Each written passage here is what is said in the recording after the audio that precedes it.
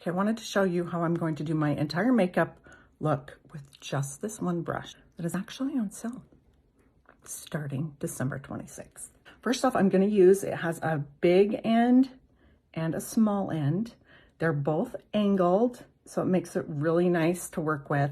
Also, this brush is known to be a little bit more full coverage, and because it's so stiff, it moves the cream products exceptionally well.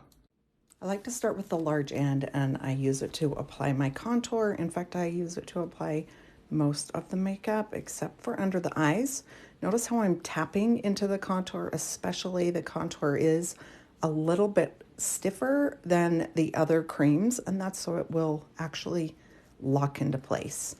I have a little rag that I usually am just wiping off the excess off of my brush, but because this brush is so stiff, the makeup doesn't go into the brush very much. So now I'm going to go into my main shade, and I am going to apply this everywhere except for in a few detailed areas where I'm going to be placing a brighter shade. Once you start to use the light and dark of this 3D foundation, you're going to love what it does for your face. And it actually makes it so you don't need to have like full coverage, because your makeup is actually doing something for your face and actually brightening where you want it to brighten, and lighten where you want it to lighten, and shadow where you want it to shadow. It's magical.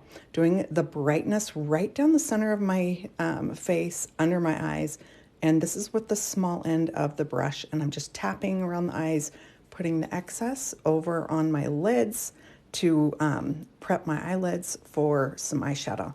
You can also go in and add extra product. So I added a little extra contour on my forehead, and using the Lip and Cheek, obviously on my lips and on my cheeks. And it's so easy, guys. If you have questions, let me know.